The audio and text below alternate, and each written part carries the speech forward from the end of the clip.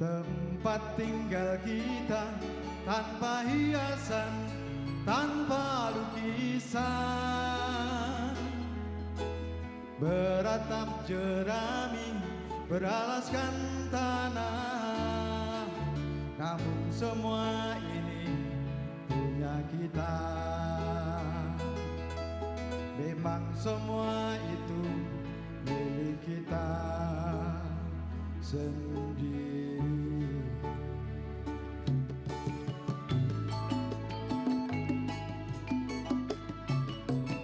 Hanya angan-angan pagar rumah kita tanpa anyelir, tanpa melati.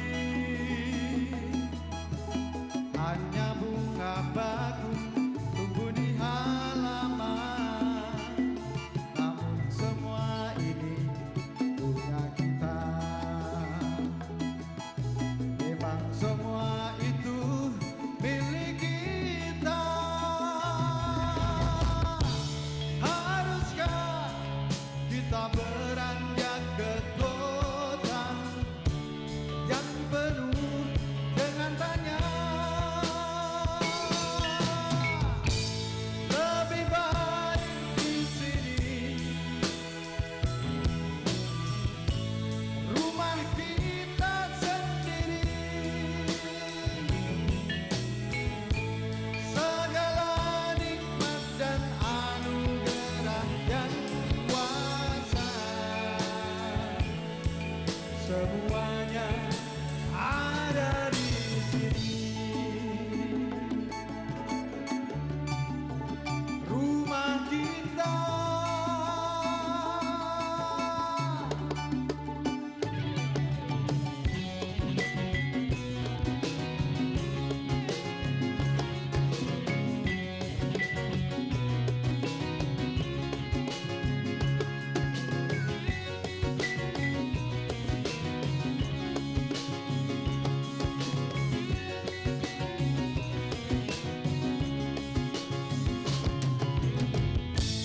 Lebih baik di sini, rumah kita sendiri. Segala nikmat dan anugerah yang kuasa, semuanya ada di sini. Rumah kita.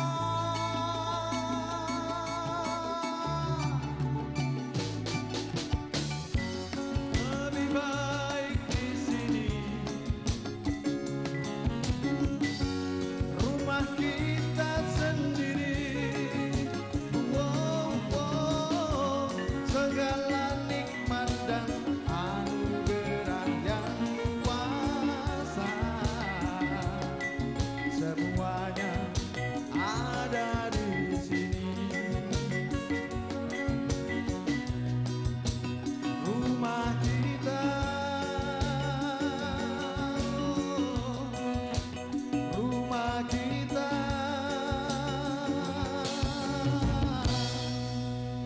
Rumah kita.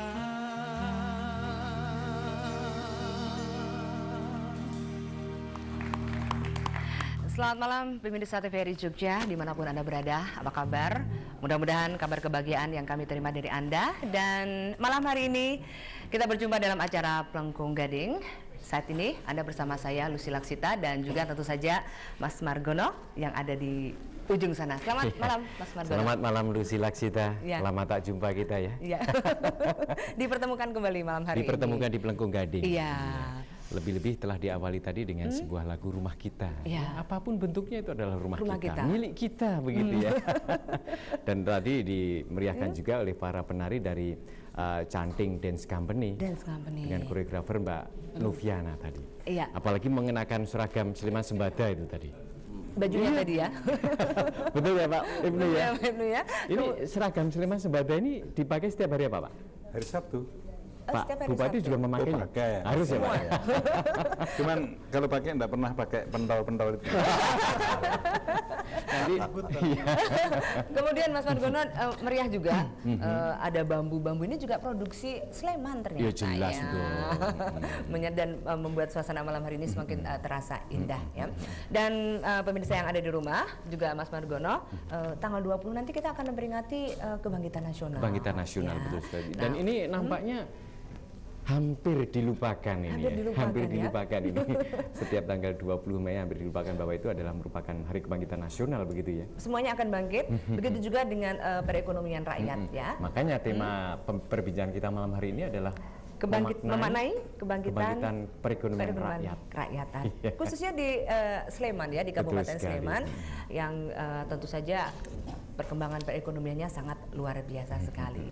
Kita punya kewajiban untuk memperkenalkan narasumber meskipun beliau-beliau ini tentu saja sudah sangat akrab sekali Sudah dengan sangat akrab, pemirsa terutama yang di ada di Pelengkung rumah. Gading ini. Di Pelengkung Gading ini. Tapi kita punya kewajiban Mas untuk memperkenalkan. Baik, pemirsa yang ada di rumah dan juga pemirsa yang ada di studio. Sebelum kita berbincang-bincang, saya akan perkenalkan dahulu narasumber yang sudah hadir di sini. Yang berada di sebelah kiri saya persis, beliau adalah Bapak Subiakto Cakrawardaya dari Yayasan Damandiri. Selamat malam. Selamat malam. Sehat ya Pak? Ya. Sehat? Alhamdulillah. Sibuk terus? Ya begitulah. Tapi walaupun dari- sudah pensiun masih sibuk. Tapi tetap segar loh Pak. Apa Alhamdulillah. karena pensiun ini semakin sibuk, semakin segar ya Pak ya? Begitu. Baik, terima kasih kehadirannya. Nanti kita akan berbincang-bincang dan Mas Margono di sebelah kiri tentu saja Tidak asing lagi bagi tidak kita, asing lagi terutama bagi masyarakat kita. Sleman. Iya, beliau adalah Bapak Ibnu Subianto, Bupati Sleman. Pak Ibnu sehat juga ya Pak ya? Sehat-sehat. Selamat malam. Selamat malam ya Pak. Sepertinya juga semakin segar karena semakin sibuk menata Sleman. Kurang tidur. Oh kurang tidur Pak? Mempersiapkan hari jadi? Bukan, saya harus mempersiapkan masalah-masalah Merapi. Iya. Karena ini erupsi ya. Jadi tekanannya itu erupsi, jangan berpikir bencana deh. Oke. Gitu. Kuncinya itu ya Pak, jangan Nah. dipikir sebagai bencana ya Pak Ya, ya. Tapi harus peristiwa. dipersiapkan dengan Dipersiapkan baik. baik-baik ya. Baik. Kemudian Mas Margono yang ada di sebelah kanan persis Mas Margono. Iya, ini adalah Bapak Muhammad Nur Huda, Iya. Sarjana Ekonomi Magister Iya. Manajemen. Beliau adalah manajer UKKM, Betul. UKKM. Usaha Kecil, Koperasi, dan Mikro. Dari Masih Bukopin. sangat muda Dari sekali. Bukopin. Ya, jelas Selamat dari malam. Bukopin ini namanya. Mas Margono. ya, masih muda tapi kelihatannya Wow, begitu energik sekali. energik sekali ya. Di tengah Lintas kesibukan. generasi. Jadi malam hari ini kita akan mengajak pemirsa TVRI Jogja juga semua yang ada di sini untuk kembali bangkit Iya, betul sekali. bersama dengan ekonomi kerakyatan ini ya. Baik Mas Margono. Tapi jangan lupa nanti Ya. pada saatnya juga pemirsa di rumah kita persilahkan untuk berinteraksi kan Lucy? Iya betul. Silahkan mau Silakan. menanggapi, menanyakan Ya. atau mengkritisi Iya, begitu ya betul, betul. ke 0274 580 800 Ya, gitu jangan kan? lupa ya di 0274 580 800 ya. Jadi silakan bersiap-siap. Namun Mas Margono, sepertinya kita juga harus memulai perbincangan kita ya, karena banyak sekali yang kita akan bisa berikan kepada pemirsa yang ada di rumah. Kita punya waktu sampai dengan jam 9 saja. ya, 1,5 jam, lumayan, cukup panjang ya. Baik, Mas Margono akan menyampaikan pertanyaan. Tapi Ya. nampaknya kita harus menyajikan sebuah visualisasi lebih dahulu apa tidak Lucy? Oke, Nampaknya. baik. Sebelumnya kita akan menikmati visual Sebelum kita berikut berbincang-bincang. ya. Baik, berikut, ya. Baik, pemirsa yang ada di rumah, sebelum kita berbincang-bincang dalam Pelengkung Gading malam hari ini, kami akan persilakan Anda untuk menikmati dan menyaksikan visual yang berikut ini. Merasa menjadi penting atau tidak, di dalam kalender nasional kita, setiap tanggal setiap tahunnya, tanggal 20 Mei diperingati sebagai Hari Kebangkitan Nasional. 98 tahun lalu, tepatnya tanggal 20 Mei 1908, sebuah organisasi modern, sebuah ikatan kolektif yang mengusung prinsip-prinsip kebangsaan dan pada perjalanan sejarah kemudian menjadi fondasi bagi hadirnya berbagai langkah perjuangan menuju kemerdekaan sebuah negara bangsa bernama Indonesia yang pada waktu itu dideklarasikan.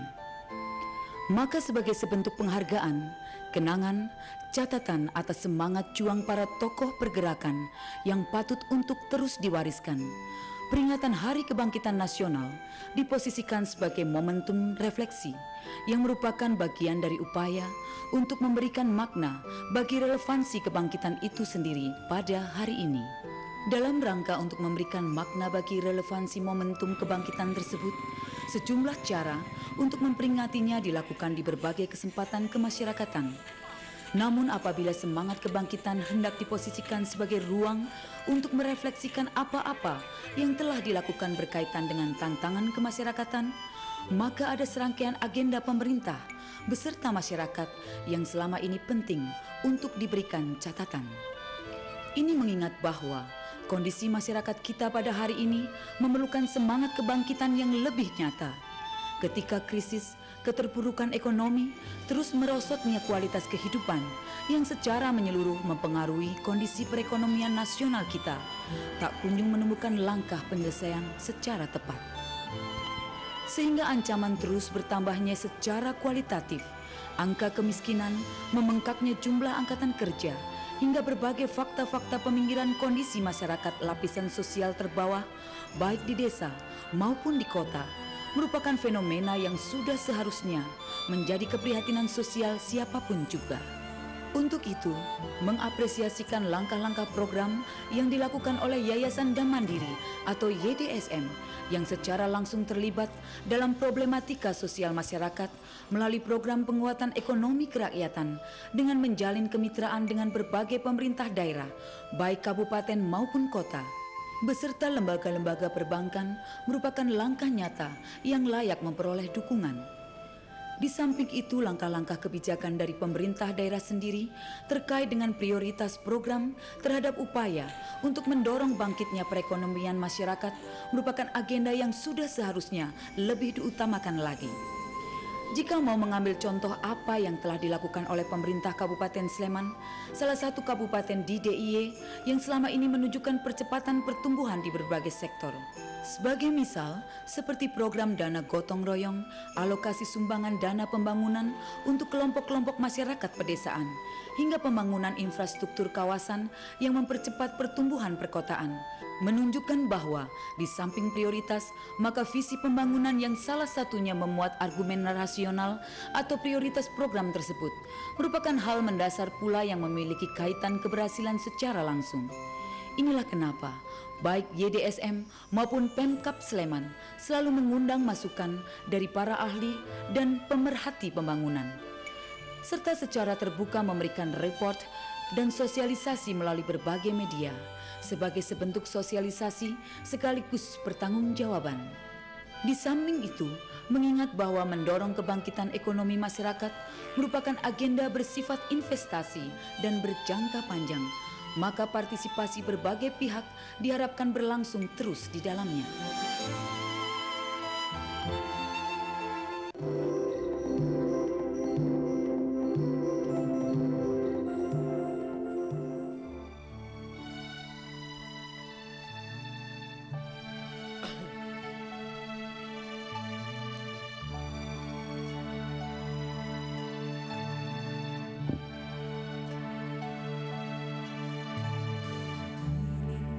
Kecil menyala di sini,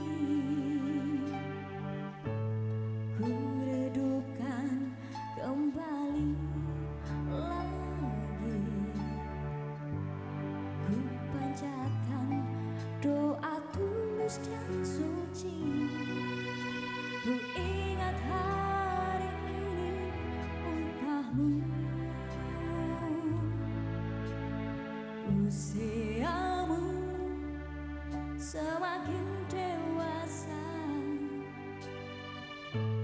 di masa remaja yang ceria, bunga-bunga di taman hatimu yang tumbuh indah wangi kasih, hanya ku persembahkan untukmu. Selamat ulang tahun ku ucapkan, Sambutlah hari indah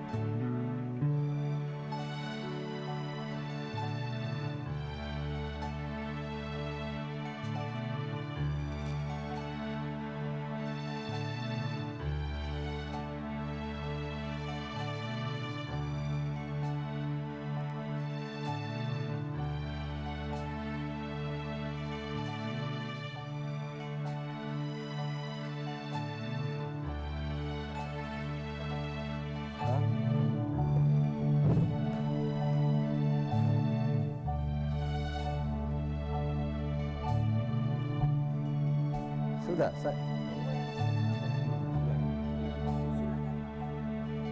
para pemirsa dan para hadirin yang saya hormati,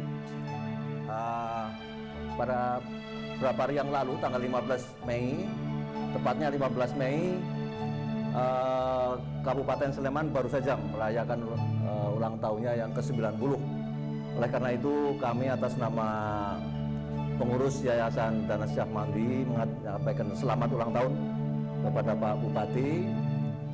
Kita mengharapkan dalam usia yang 90 tahun ini, pemerintah daerah Kabupaten Sleman di bawah kepemimpinan Bapak akan dapat lebih meningkatkan kemampuannya melayani masyarakat dalam menghadapi tantangan-tantangan pembangunan yang akan makin berat di masa-masa yang akan datang ini dalam rangka mewujudkan kesejahteraannya.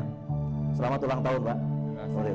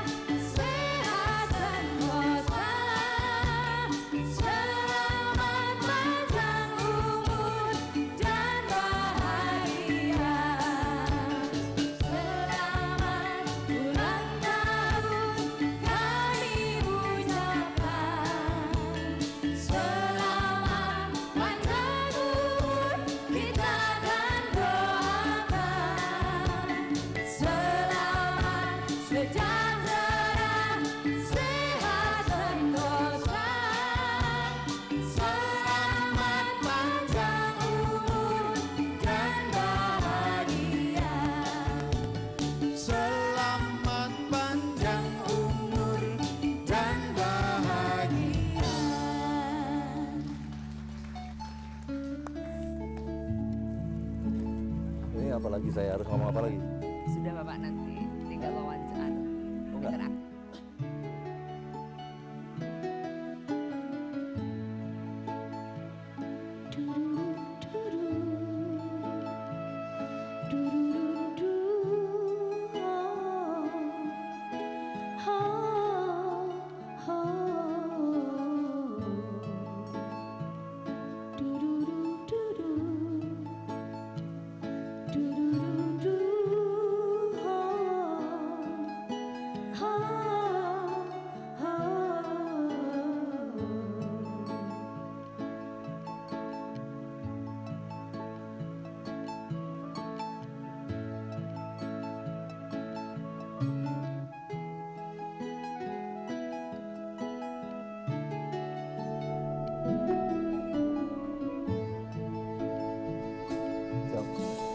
Kita mesti telanjang dan benar-benar bersih, suci lahir dan di dalam batin.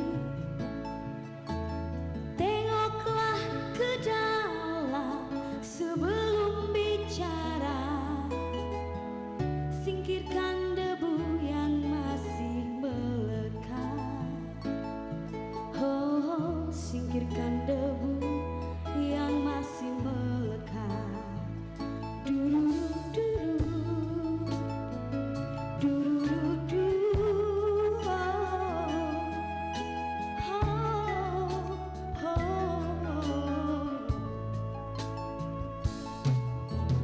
Anugerah dan bencana adalah kehendaknya.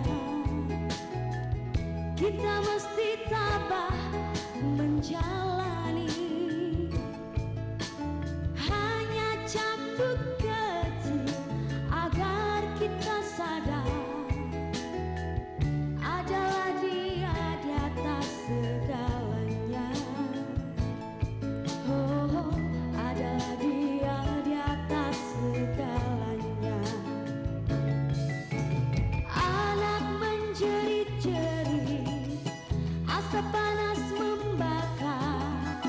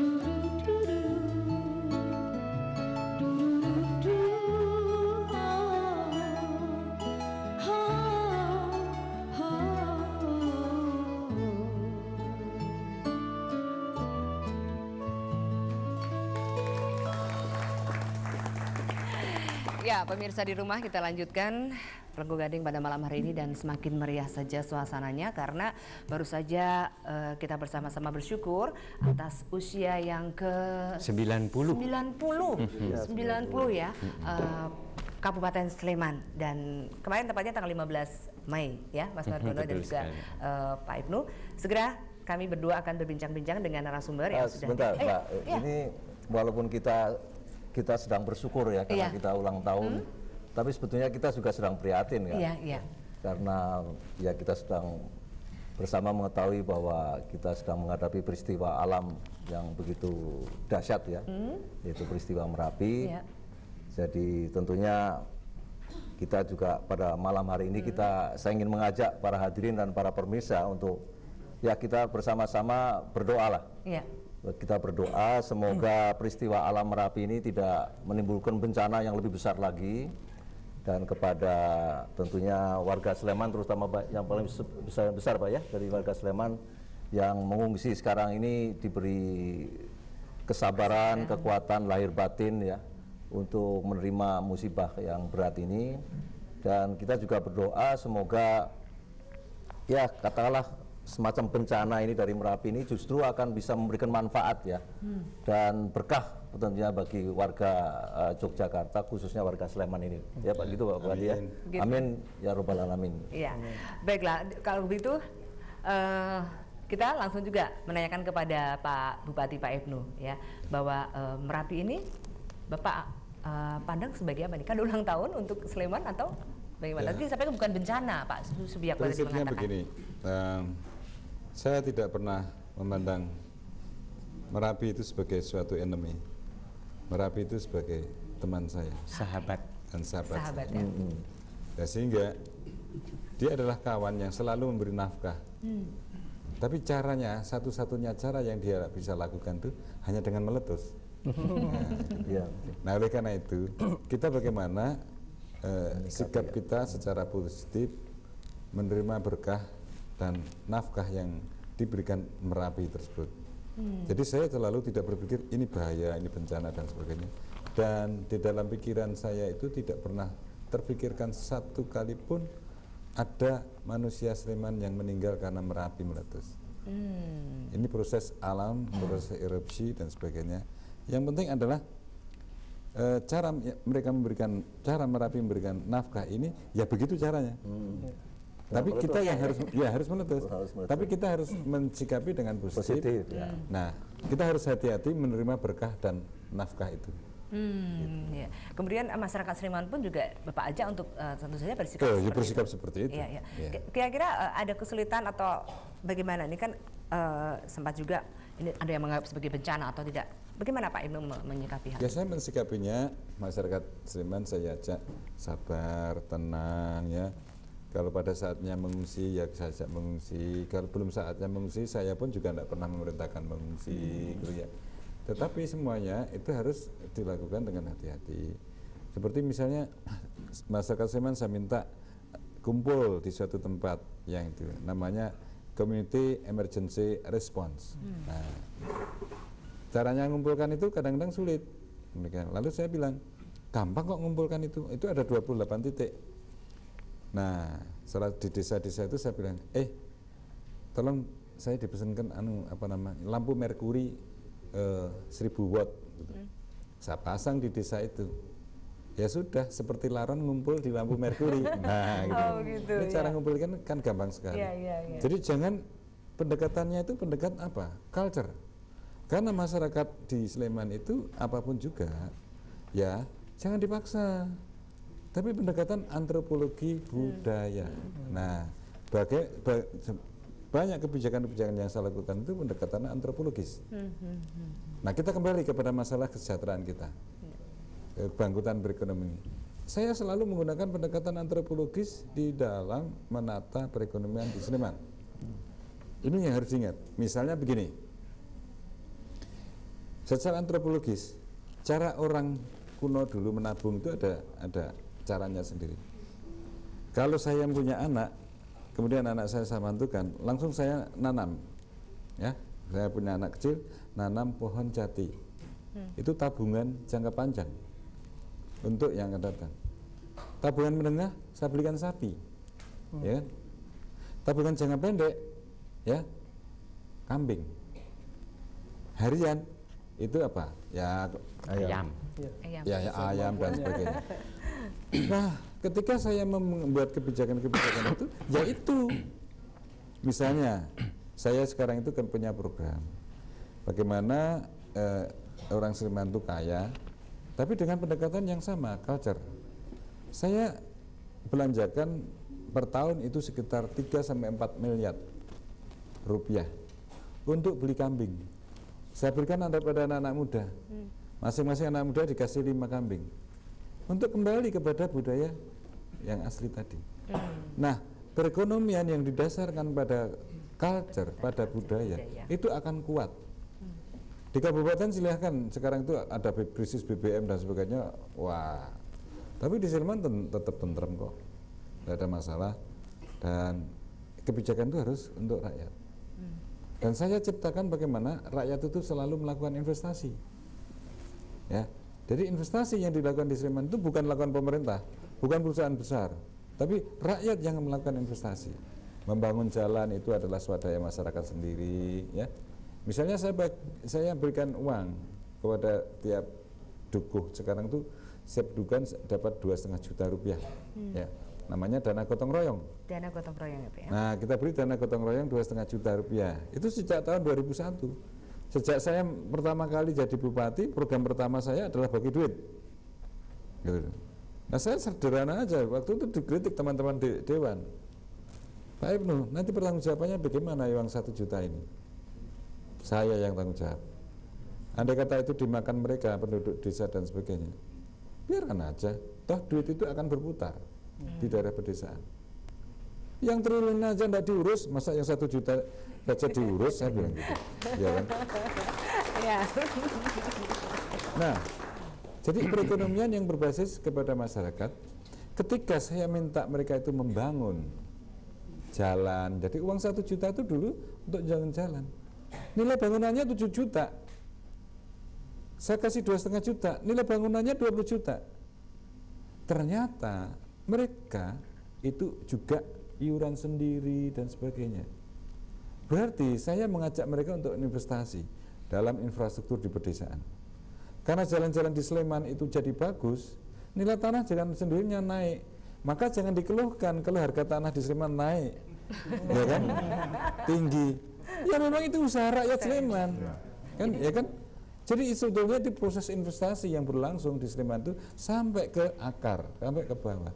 Jadi jangan berpikir yang namanya investasi itu menjadi perusahaan. Enggak. Kalau di Sleman mah justru rakyat ya. Rakyat. Okay. Ini yang penting. Ya, gitu. Ya. Berkaitan yang dikatakan oleh Pak Ibnu tadi, Pak Biakto. Gunung Merapi sebetulnya tidak meletus ya Pak ya. Cuma bangkit saja ya Pak ya. Kita ingat 98 tahun yang lalu mencuat paham kebangsaan, berkelebat panji-panji kesadaran kebangsaan yang tentu saja itu merupakan dasar dari Indonesia merdeka. Nah, berkaitan dengan itu 98 tahun yang lalu, bagaimana Pak kalau apakah mungkin kita jadikan titik bangkitnya sektor ekonomi kerakyatan Pak? Mungkin tidak Pak? Sehingga kembali kita bisa mencuat. Bukan masalah, mungkin harus. Harus ya Pak? Ya. Kenapa harus Pak? Karena tantangan kita memang berat sekali dengan proses globalisasi ini. Yang paling menderita itu adalah ekonomi rakyat. Itu sudah kita rasakan sekarang kan, dengan globalisasi, dengan terbukanya negara kita ini terhadap barang-barang dari luar negeri, maka kegiatan ekonomi rakyat kita sekarang ini, ya menurut saya sudah runtuh ya. Ya dalam arti ya sebentar lagi bisa itu. Di bidang pertanian kita sudah kalah semua dengan barang-barang impor. Ya, nah ini oleh karena itu ya harus bangkit, bukan masalah mungkin nggak mungkin, harus bangkit sekarang. Dan saya setuju kalau malah menurut saya nggak terlambat ya, tapi better late than never kan kata orang. Lebih baik terlambat daripada daripada tidak gitu ya. Lalu untuk membangkitkan itu Pak? Ya, saya kira tadi upaya-upaya dari Pak Bupati suatu langkah yang baik sekali ya. Ini kaitannya dari Yayasan Mandiri, Pak.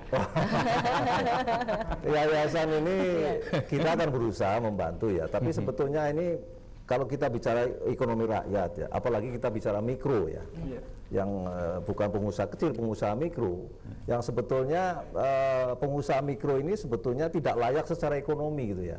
Dia punya aset ekonomi, tapi sebetulnya tidak layak. Umpamanya seperti apa? Petani itu hanya punya seperempat hektar, setengah hektar, itu sebetulnya tidak layak secara ekonomi. Pergi ke bank juga nggak dianggap sama bank dengan tanah setengah hektar itu. Iya, Pak Nur ya. Iya, betul sekali.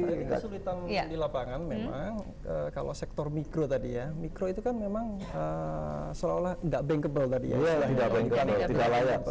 Karena tidak punya administrasi, laporan keuangan, dan kalau di bank itu kan ada mungkin aset yang dijaminkan ya gitu. Jadi kita memang menghadapi kendala itu. Tapi dengan pendekatan kultur tadi, mudah-mudahan ya, ini saya sepakat dengan pendapat Pak Ibnu bahwa memang kita harus berangkat dari kultur. Bagaimana pola hidup masyarakat, bagaimana dia menabung, melakukan investasi, ini yang harus kita ikuti. Supaya penerjemahan kebangkitan ekonomi rakyat ini bisa menjadi nyata ya Pak ya, kira-kira begitu. Kalau Bang Mubabit sendiri apa yang sudah dilakukan? Iya, untuk sektor mikro ya barangkali kami sudah melakukan beberapa hal, diantaranya kita menerapkan atau mengimplementasikan program-program kemitraan. Seperti yang selalu kami dorong adalah dengan pengusaha-pengusaha sektor kecil ya, mikro. Dalam hal ini mungkin koperasi. Nah, koperasi ini kita coba berdayakan, kita kasih keterampilan supaya dia profesional. Nah, dengan profesional dia punya mindset yang sama dengan bank, dan pada akhirnya mereka bisa mandiri. Baik, Pak Nur, Pak Nur, kita harus hentikan karena ada penelpon yang ingin berinteraktif dengan kita. Selamat malam. Selamat malam. Selamat malam. Selamat malam. Halo. Halo. Halo. Lengkong Gading, selamat malam. Selamat malam. Halo. Oke, belum terhubung juga. Halo. Baik, sambil menunggu dan mungkin nanti kita akan lanjutkan lagi Pak Bupati dan Pak Subiakto, Mas Tapi Nargono. nampaknya tadi Pak Biakto belum selesai tadi ya Pak ya? Ya, artinya begini, bahwa untuk membangkitkan sektor ekonomi mikro, rakyat dan mikro khususnya ini tidak mungkin oleh yayasan, itu harus oleh pemerintah. Karena yang punya, dan itu kewajiban pemerintah memang. Apalagi dalam ekonomi pasar yang seperti sekarang ini pasar itu tidak mungkin dijangkau oleh yang mikro-mikro ini. Di sini peranan pemerintah sesuai dengan Undang-Undang Dasar 45, pemerintah itu wajib untuk memfasilitasi kelompok-kelompok ini. Dan tadi makanya saya katakan yang tepat Pak Bupati tadi, Pak Bupati membantu dengan 2 juta, tapi dengan cara yang metode yang baik sehingga yang 2 juta menjadi 20 juta. Tapi kan harus ada triggernya, harus ada pemicunya. 2 juta itu sekedar untuk pemancing aja. Betul. Tapi harus dari pemerintah. Kalau dari yayasan ngasih bagi-bagi itu habis uangnya. Dan ada hal yang menarik sebetulnya. Ini bank-bank kita ini ya, itu siapapun perbankan itu kalau misalnya tanah diagunkan, yang dihitung hanya luasnya per meter persegi berapa gitu. Tapi tidak pernah diperhitungkan isinya. Ya. Akan menghasilkan apa? Bukan. Apa? Di tanah itu kan ada pohon jati, dan nilai dari ini ada di situ. Terus bank-bank ya pada urek ini ya. Baik. Bank juga bisa urek ya. Oke. Ureknya seperti apa mungkin nanti?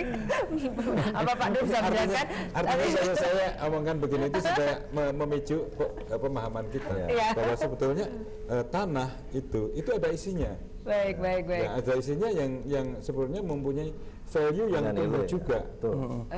Ini bahasa akuntansinya ya, pohon tumbuh itu namanya accretion. Accretion itu mempunyai nilai ekonomi. Nah, tapi di Indonesia tidak diakui. Memang ilmu ekonominya Indonesia itu ilmunya pasti pada ketinggalan zaman sih. Baik. Nanti kita akan melanjutkan lagi dan Mas Nargono kita juga nanti akan melanjutkan. Tapi karena kita harus menyaksikan visual yang berikut ini, maka pemirsa TVRI Jogja, kita akan lanjutkan. Tetapi kita saksikan dulu visual yang berikut ini. Menemukan dan menganyam potensi lokal, baik potensi yang dapat menjadi orientasi penumbuhan prakarsa produktif masyarakat maupun potensi kemitraan yang dapat mendukung percepatan pertumbuhan ekonomi, merupakan agenda awal yang selama ini secara nyata menopang pemberdayaan ekonomi kerakyatan. Salah satunya dengan mempertemukan kemungkinan kerjasama antara pemerintah daerah, kelompok-kelompok sosial dalam masyarakat dengan berbagai potensi ekonominya, pemrakarsa program pemberdayaan seperti YDSM, serta lembaga-lembaga perbankan. Sebab berhadapan dengan problema krisis dan kondisi kemiskinan yang telah bertahun-tahun berlangsung di sebagian besar masyarakat kita, persoalan yang pertama-tama dan yang utama bukan pada pilihan program yang memiliki dimensi pertumbuhan ekonomi, akan tetapi juga sejauh mana program tersebut mampu membangkitkan kemandirian serta menjadi perekat bagi potensi perekonomian yang terbangun dan untuk secara bersama-sama memaksimalkan peran-peran strategisnya. Dalam kaitan itu, maka dukungan dari lembaga perbankan, terutama berkaitan dengan mekanisme khusus akses perkreditan, memiliki sumbangan yang tidak kecil. Mengingat pada masyarakat lapis bawah dalam struktur sosial ekonomi kita, terkadang dan bahkan sudah bisa dipastikan jauh dari kemampuannya untuk berhubungan dengan lembaga-lembaga perbankan melalui prosedur yang biasa.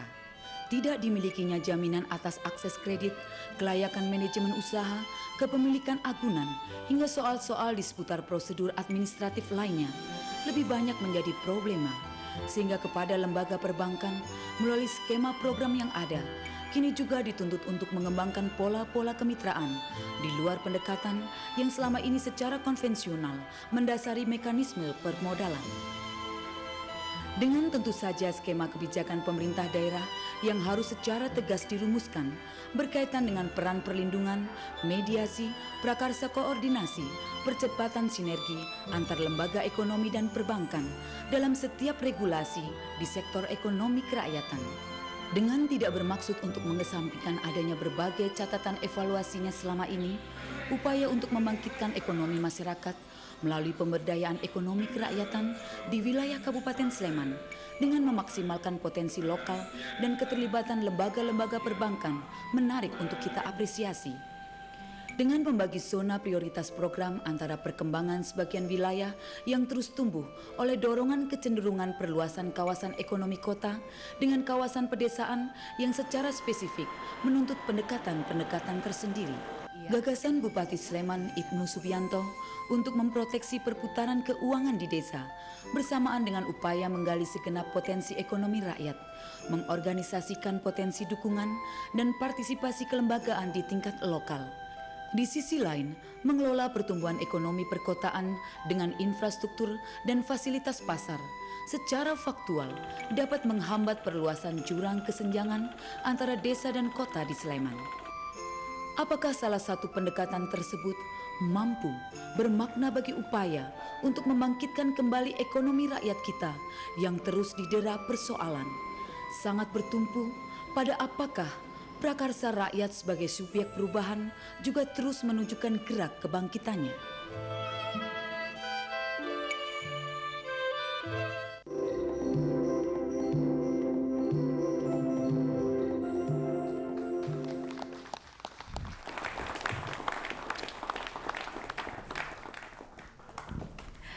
Ya, pemirsa di rumah dan juga tamu yang ada di studio, kita masih lanjutkan kembali Pelengkung Gading pada malam hari ini, dan tema kita adalah memaknai kebangkitan ekonomi rakyat khususnya di Kabupaten Sleman yang tadi Bapak Bupati sudah menyampaikan bahwa dengan pendekatan yang dilakukan oleh Pak Bupati dengan pendekatan-pendekatan khusus, masyarakat Sleman ini sudah bersama-sama bangkit untuk lebih menghidupkan perekonomian. Nah, malam hari ini kita akan lebih berbincang lagi, tapi saya mau mencari Mas Margono dulu.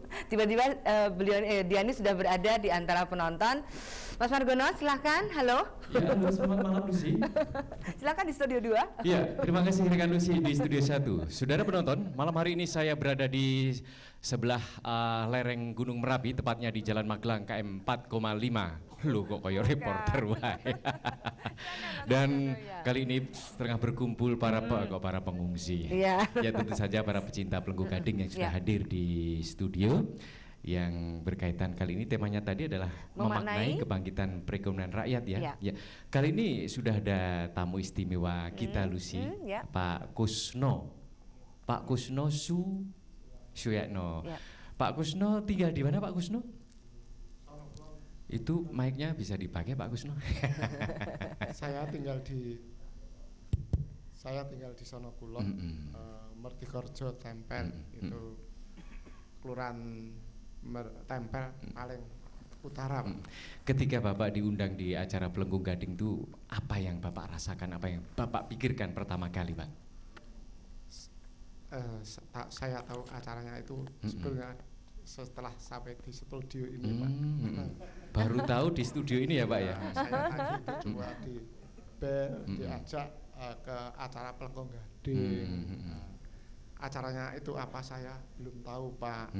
Saya setelah tahu di sini, saya mengucapkan selamat ulang tahun Kabupaten Sleman. Semoga tahun yang sekarang dan yang akan datang Sleman selalu makmur. Seperti saya rakyat kecil minta peningkatan ekonomi, saya sebagai peternak tolong bagi media massa berita-berita seperti AI jangan dibesar-besarkan karena itu membunuh seperti saya peternak dan pengusaha di bidang peternakan. Lebih-lebih jangan sampai cuma flu burung yang tidak begitu adanya kenyataan itu yang terserang flu burung itu kenyataan itu cuma ayam-ayam liar yang enggak dipelihara. Sebetulnya kalau dipelihara dengan betul, insya Allah juga bisa mengangkat ekonomi kita. Ini juga dari dinas di kabupaten sudah membantu adanya vaksin AI. Saya terima kasih. Mudah-mudahan ekonomi terutama generasi peternak sejajaran kita bisa bangkit, bisa tambah maju, bisa menampung tenaga kerja yang ada di desa kami, Pak. Tapi Pak Kusno merasakan nggak kira-kira selama ini usahanya semakin bangkit, Pak? Ya, yang namanya usaha itu, yang namanya jatuh bangun itu biasa, Pak. Biasa, Pak. Jatuh bangun, kena AI jatuh, kena 97 jatuh. Intinya usaha itu ya cuma kalau waktu ini ujian, katakanlah dengan kata ujian, waktu ujian mudah-mudahan kita lulus, waktu ada badai AI mudah-mudahan. Kenyataan masyarakat itu seumpama itu harga itu pas turun itu sebetulnya bukan karena takut AI, Pak, takut beli, cuma karena dibagi itu mau, masyarakat itu mau, Pak, sebetulnya. Contohnya waktu AI pertama itu kita juga punya kelompok namanya apa yuk, Asosiasi Peternak Yogyakarta itu pernah ada AI pertama itu kita kampanye di bundaran UGM juga dengan teman-teman kita itu bagi-bagi daging dan telur, ngasih daging dan itu kata-kata yang dikasih itu seorang membawa sedan bagus pun bilang begini, ayam dan telur itu sebetulnya enak, apalagi kalau diberi gratis enak juga, Pak. Jadi masalah harga turun itu cuma sebenarnya daya beli mungkin masyarakat, maka saya minta dengan sangat Bapak Bupati, marilah ekonomi khususnya Kabupaten Sleman dibina, didorong, lebih dimodali, mesti kalau dimodali mesti Bapak Bupati menunjuk perbankan ya. Saya sudah dimodali dengan perbankan. Terima kasih. Pihak perbankan sudah percaya kepada terutama saya. Pihak perbankan dari mana, Pak? Kalau saya sementara ini sejak sudah lama saya juga dibiayai dari Swamitra itu anak angkatnya Bu Kopin. Sebetulnya saya sebetulnya kerjasama dengan Bu Kopin itu sejak dulu belum ada Swamitra saya sudah kerjasama karena saya juga memegang kelompok simpan pinjam di dusun kami, Pak. Itu dulu dari kelompok saya dulu saya pernah ngomong sama Pak Dinas Peternakan, dulu saya belajar beternak itu dulu dibimbing oleh Dinas Peternakan dan Kabupaten. Insya Allah dalam satu kelompok itu kenyataannya cuma saya yang terus jadi kehidupan untuk peternak itu, yang lainnya cuma ikut-ikutan. Jadi memang saya yakin suatu fakultas pun biasanya yang lulus itu cuma 1 atau 2 gitu. Tapi Pak Kusno termasuk yang lulus ya, Pak ya. Masalahnya karena terus bangkit begitu ya, Pak ya. Untuk sukses sendiri kan relatif, Pak. Terima kasih Pak Kusno. Saya itu bukan punya ayam 2, itu kalau dibandingkan yang tidak punya kan sudah sukses. Iya. Tapi sekarang sudah berkembang ya, Pak ya. Tidak hanya 2 ya, jadi 200 kan, Pak ya. Baik. sekarang kita akan sedikit berbincang-bincang Mas Irit dengan Pak Broto ya Pak ya. Bagaimana Pak Broto menanggapi Pak Kusno dan sekaligus juga peran dari Swamitra itu sendiri Pak? Terima kasih. Assalamualaikum warahmatullahi wabarakatuh. Jadi tepatnya kami pengelola Kauding Gudian Pak, diberikan amanat oleh anggota jumlahnya 6.335.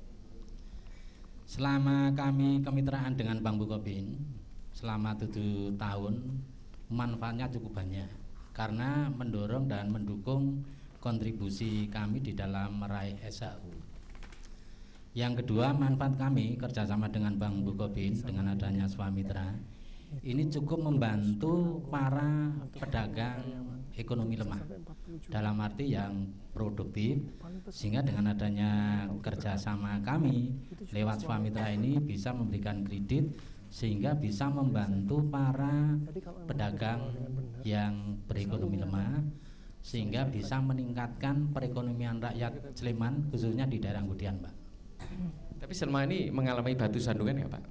Bagaimana? Batu-batu sandungan kan? Oh banyak sekali. Lalu bagaimana mengatasinya Pak? Ya memang semua usaha mestinya banyak masalah yang harus kita hadapi. Namun selama ini masalah yang kami hadapi, kami mencari solusi dan mencari jalan keluar. Selama ini bisa kita atasi. Sehingga kami dari sedikit demi sedikit selama 7 tahun ini memang ada peningkatan walaupun banyak hambatan yang harus kita hadapi. Iya, oke. Terima kasih Pak Kusno dan Pak Broto. Saudara penonton, kini kita segera akan kembali rekan Lucy, namun sebelumnya marilah kita saksikan yang satu ini.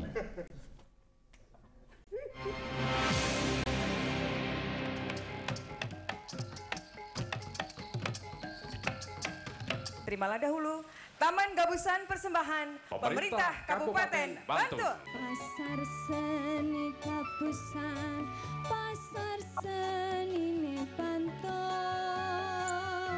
Bantul ini 505 km persegi. Iya. 17 kecamatan, 75 desa, 933 dusun, 5.400 sekian RT. Iya. Jadi padahal kakinya 2, tangannya 2. Nggak mungkin semuanya, tapi paling tidak walaupun jauh tetap dekat. Iya, gitu. Gabusan ini jadi konotasinya seolah pengrajin. Tapi sebetulnya ini terbuka juga, misalnya untuk petani, untuk nelayan, atau untuk sekolah.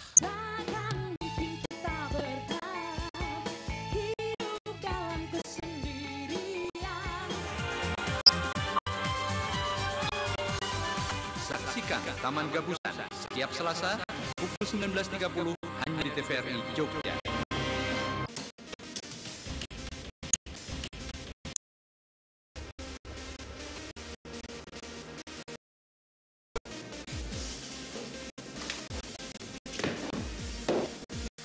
Mas, jangan bisa pakai, matikan dulu. Yalah.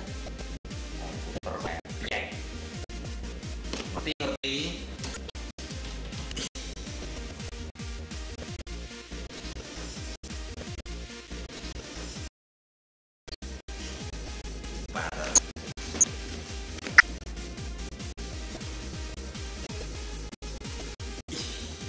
Terima kasih.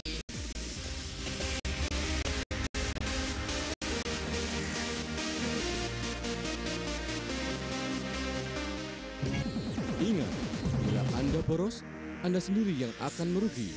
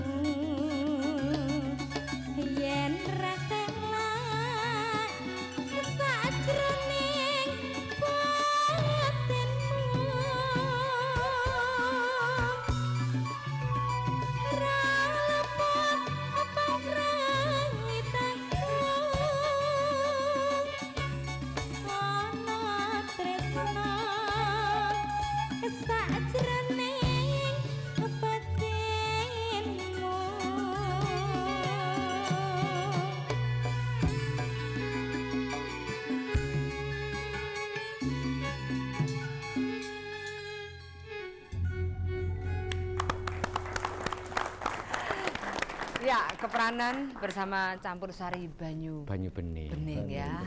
Tentu saja ini akan memberikan kesegaran untuk kita semua ya Mas Margono ya. Seger sumnyah. Seger sumnyah.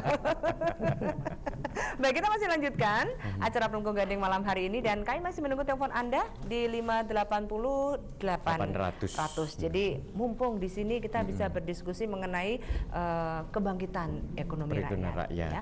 Saya ke Pak Ibnu deh, Pak Ibnu.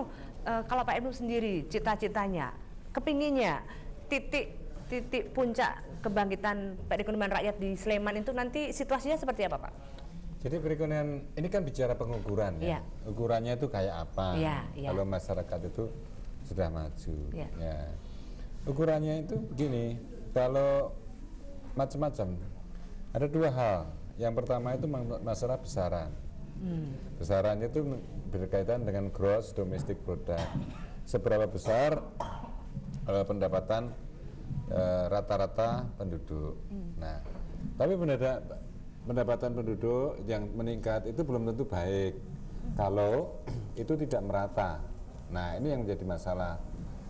Nah, waktu saya masuk mimpin Sleman tahun 2000 persis bulan Agustus, income per kapita masyarakat Sleman itu hanya sekitar 370 US dollar per kapita. Ya.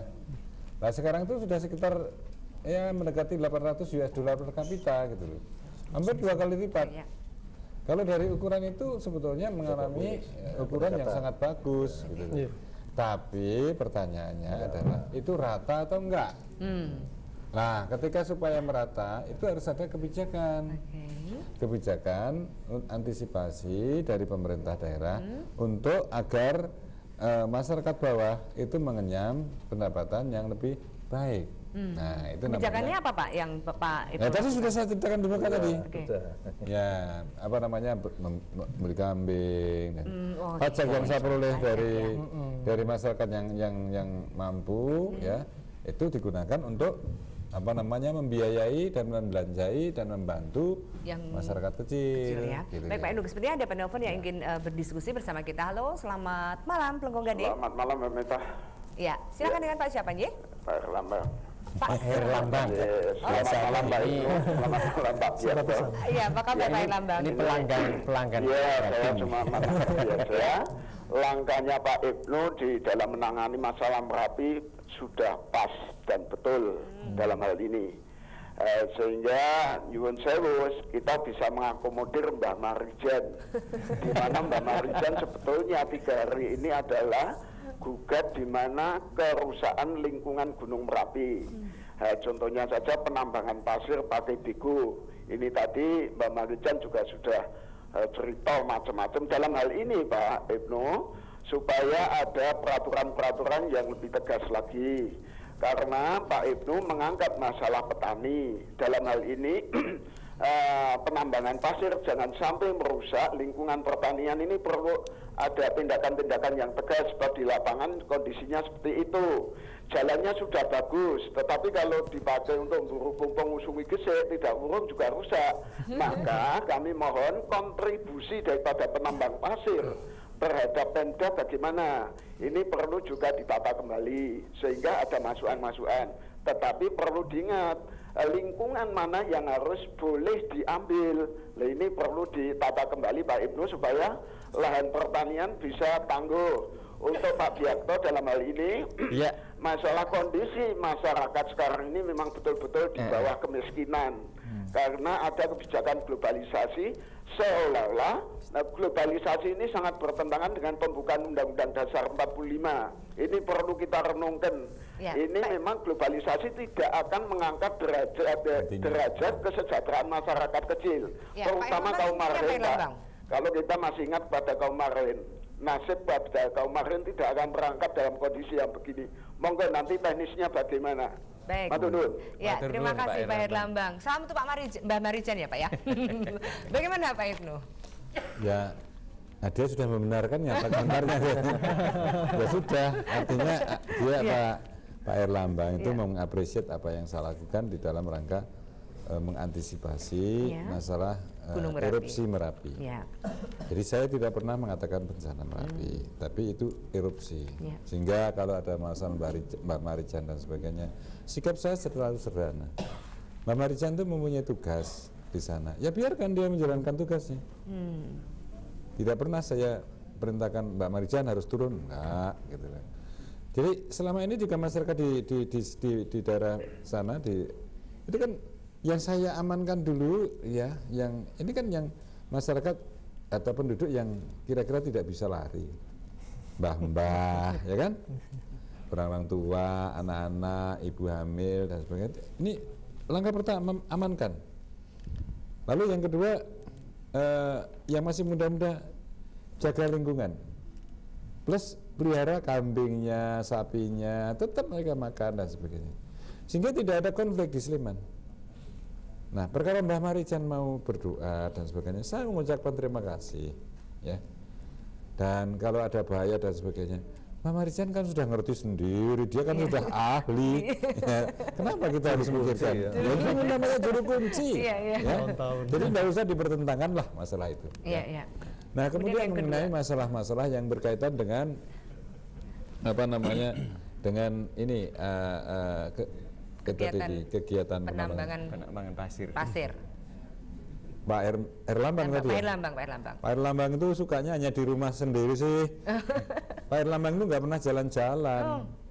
Lihat saja ke Turi dan sebagainya, nggak ada bego. Sudah saya larang. Jauh sebelumnya sudah saya larang.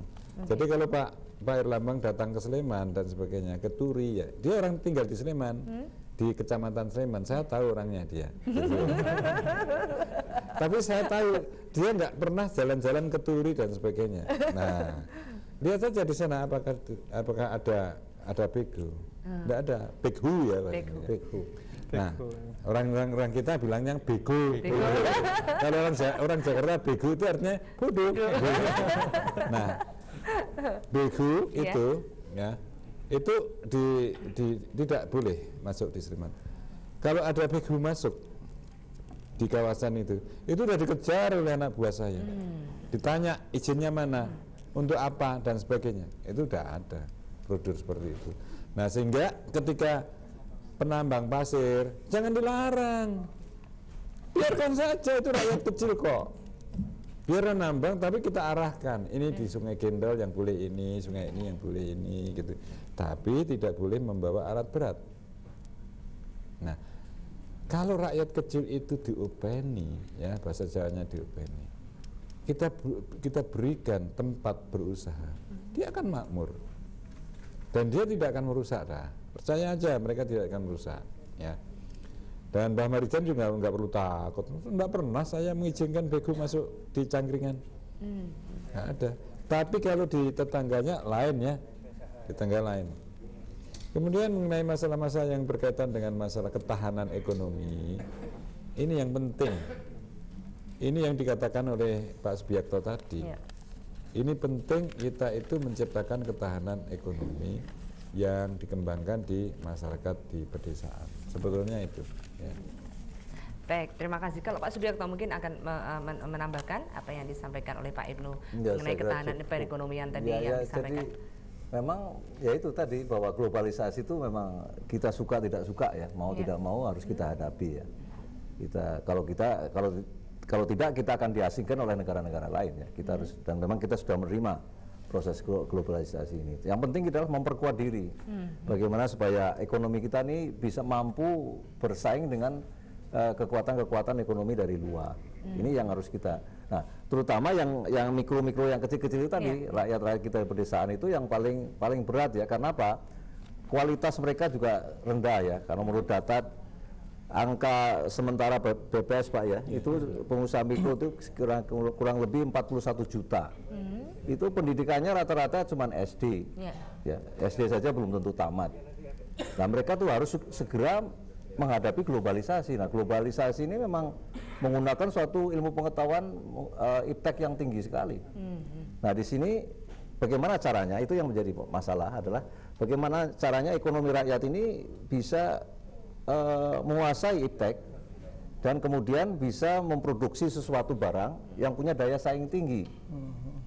Ini suatu masalah besar yang sebetulnya masalah utama bangsa kita itu yaitu bagaimana ekonomi rakyat ini bisa kita mampukan, kita berdayakan, ya bisa menguasai iptek, kemudian dia bisa memproduksi sesuatu yang berdaya saing tinggi.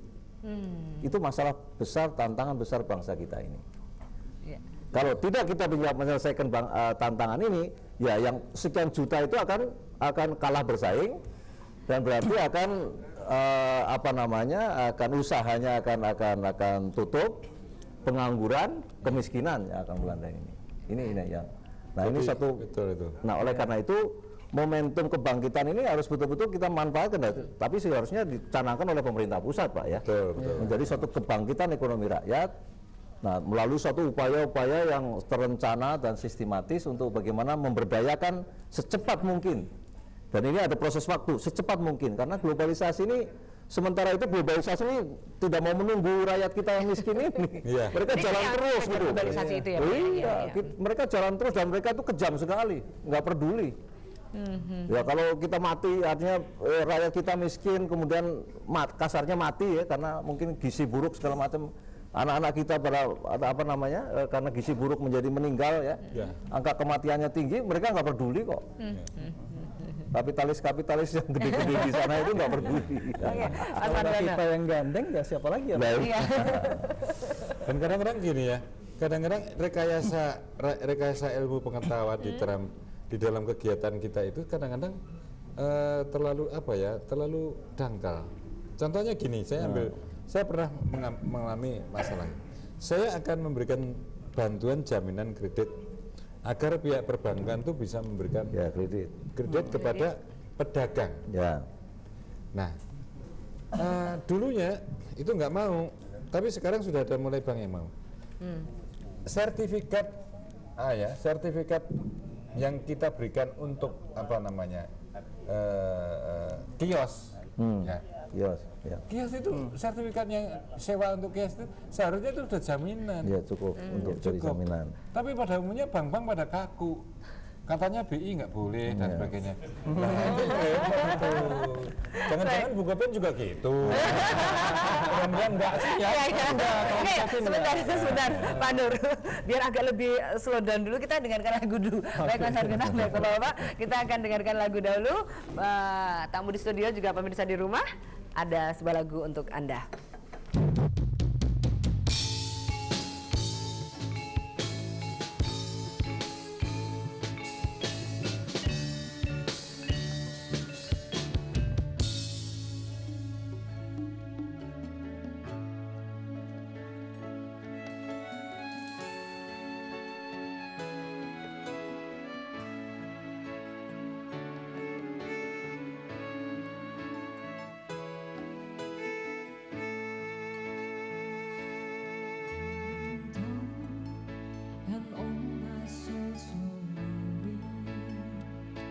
When troubles come and my heart proud and beat, then I am still and wait here in the silence until you come and sit a while with me. You raise me up so I can stand on mountain. You raise me up to walk the stormy seas. I am done when I am on your shoulder. You raise me up to know that I can see.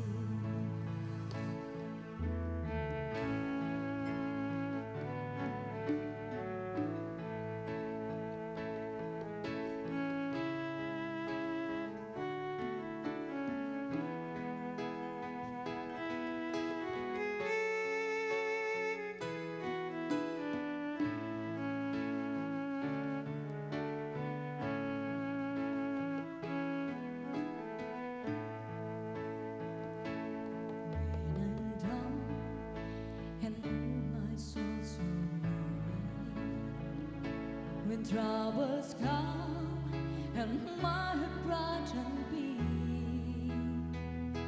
and I am still and wait here in the silence until you come and return and you raise me up so I can stand on mountain. You raise me up to walk the stormy seas. I am strong when I am on the shoulder.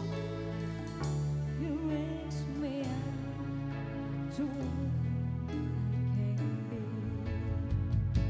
You raise me up so I can stand on mountain.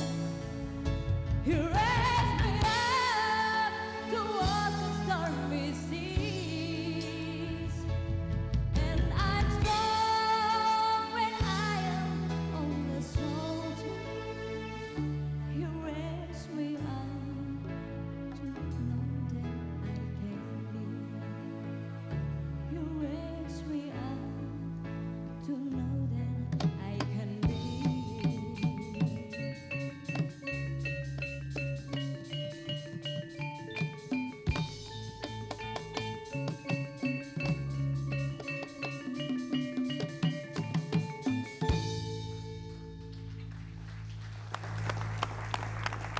Ya, you raise me up. Mudah-mudahan bisa menjadi semangat tersendiri Semangat, untuk kita untuk dan selalu membangkitkan, bangkit terutama ya. perekonomian rakyat begitu ya. Iya di Sleman. Mas Margono. Iya, oke.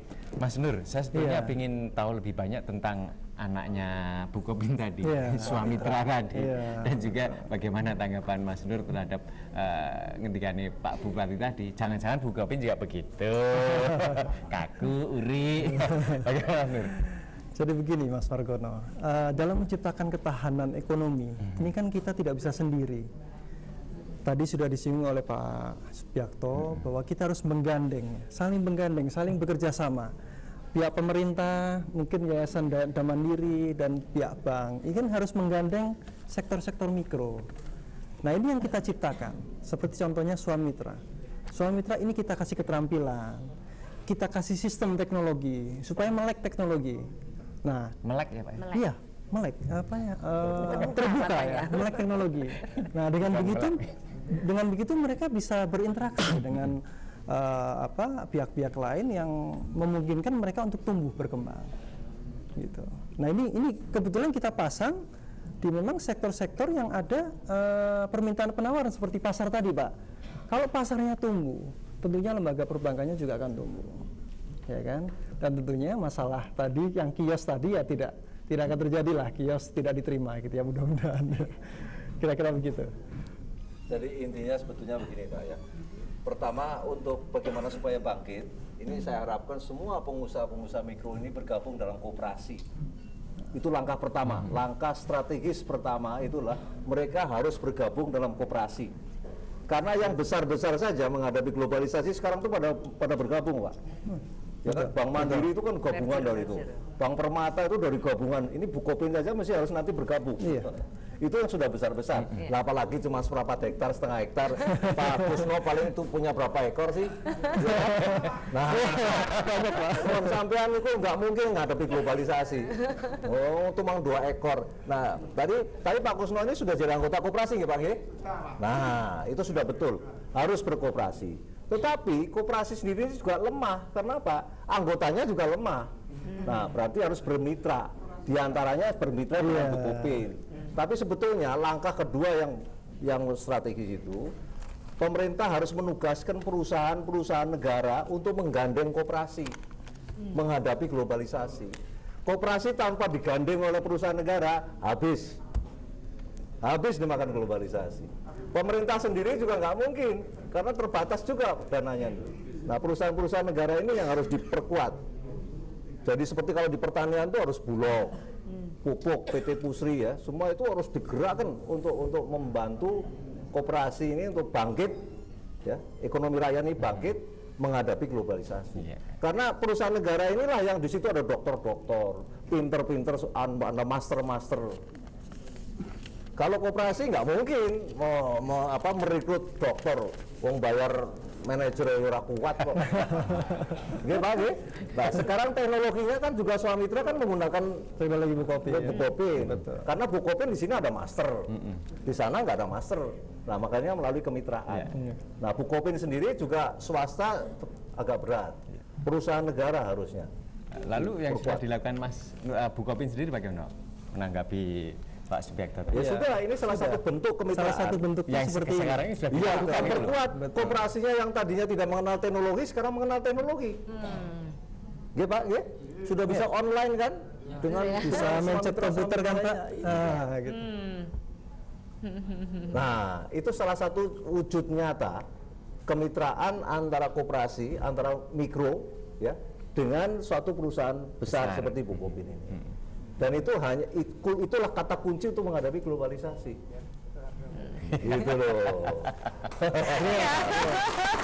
Wah, kita jadi terpana ya, terpana sekali mendengar apa yang disampaikan oleh Pak Subiakto tadi ya, bahwa ya, supaya kebangkitan ekonomi itu jelas konsepnya, bukan hanya wacana yang tak jelas, tapi jelas konsepnya itu ya begitu harusnya. Iya.